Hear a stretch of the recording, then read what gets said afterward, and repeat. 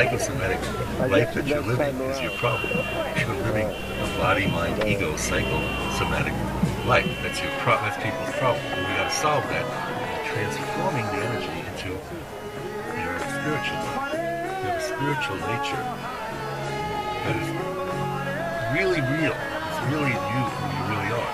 You've just been taken over and possessed by the problem, by whatever problem. People don't know they have a problem until they start feeling it. You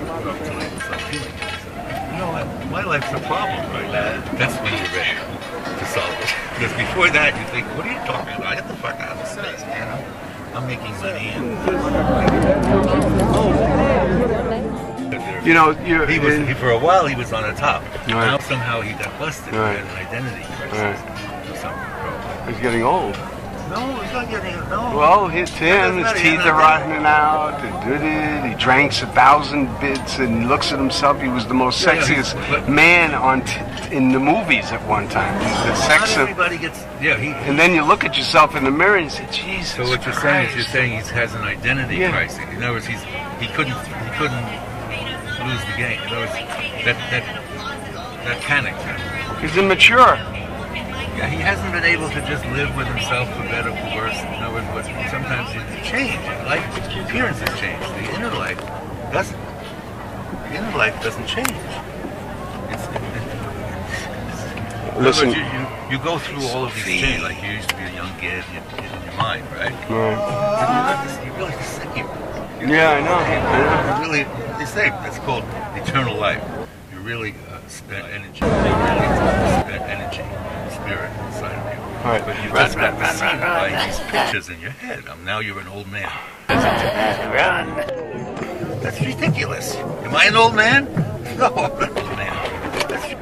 Hey, Sophie. There's my girl. How you doing, my little girl? You look good. I love you. You gotta, after a while, you Well, stop. yeah, that's all fine. Yeah, that's all. After a while, it goes away. The other party goes away. You see, that's what people don't like. They want to be happy, but they don't want to go away. Yeah, but if you're sick, it's hard to think that way. That's when you're sick. I mean, physically sick. In other words, you know your liver's no good. You're getting all kinds of sores all over your body.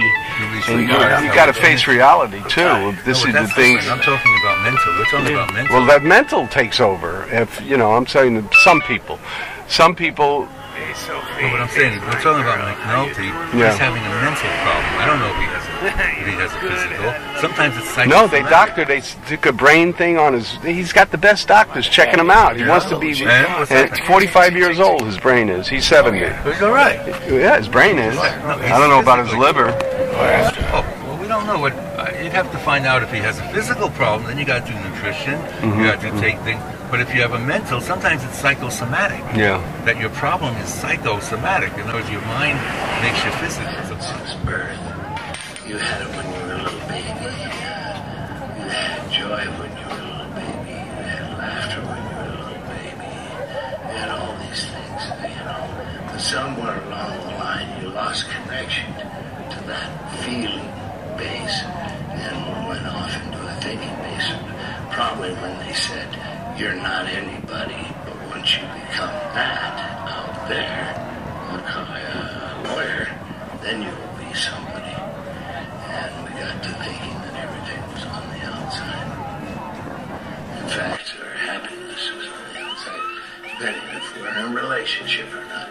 And I guarantee you, relationships will change. That's a surety. So it's most things on the outside change, Well, there are a few things that never change in your life. Your breath, for instance, never changes. It'll be your best friend. It'll be there until the last. Your eyesight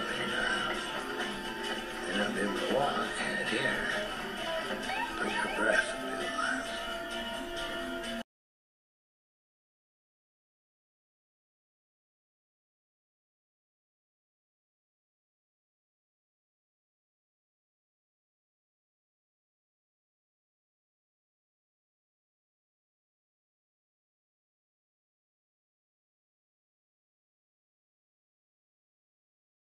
Because Yeah. You know, it'll all fall apart. Yeah. You don't want to cop out, you know, you kind of got it.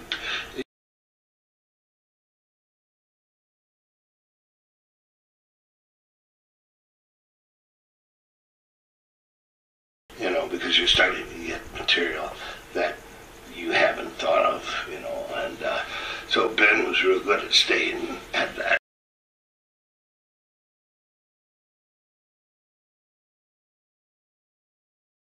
Then he made a couple of us schizophrenic and paranoid and tortured and torture he likes, you know. Being a comedian, he automatically likes pain.